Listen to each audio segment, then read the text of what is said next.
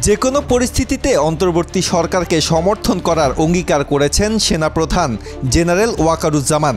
আগামী 18 মাসের মধ্যে যাতে নির্বাচন হতে পারে সেজন্য গুরুত্বপূর্ণ সংস্কারগুলো সম্পন্ন করতে সরকারকে সমর্থন করার অঙ্গীকারও করেছেন তিনি।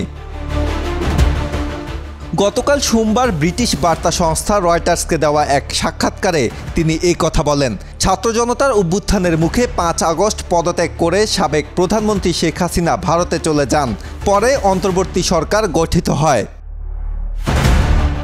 গতকাল রাজধানী ঢাকায় নিজ কার্যালয়ে বসে রয়টার্সকে একটি বিশেষ সাক্ষাৎকার দেন জেনারেল ওয়াকারুজ্জামান। তিনি বলেন, নোবেলজয়ী ডক্টর মোহাম্মদ ইউনূসের নেতৃত্বাধীন অন্তর্বর্তী সরকারের প্রতি তার পূর্ণ সমর্থন আছে।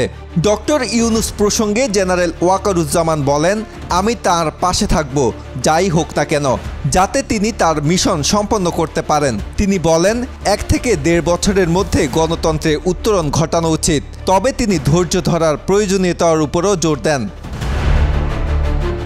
আলাপকালে পূর্বে বাংলাদেশের রাজনীতিতে সেনা হস্তক্ষেপ এবং ক্ষমতা গ্রহণের প্রসঙ্গ উঠে আসে। এ ব্যাপারে সেনাপ্রধান বলেন, বাংলাদেশ সেনাবাহিনী রাজনৈতিকভাবে হস্তক্ষেপ করবে না।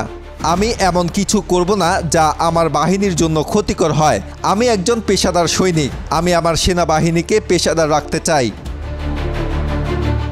সাক্ষাৎকারে বাংলাদেশের সেনাপ্রধান জানান, তিনি ও অন্তর্বর্তী সরকারের প্রধান উপদেষ্টা প্রতি সপ্তাহেই সাক্ষাৎ করেন এবং তাদের মধ্যে একটি ভালো সম্পর্ক রয়েছে। তিনি বলেন, আমি নিশ্চিত আমরা যদি একসঙ্গে কাজ করি তাহলে ব্যর্থ হওয়ার কোনো কারণ নেই। শেখ হাসিনার ক্ষমতাচ্যুতির কয়েক সপ্তাহ আগেই সেনাপ্রধানের দায়িত্ব গ্রহণ করেন জেনারেল ওয়াকারুজ্জামান।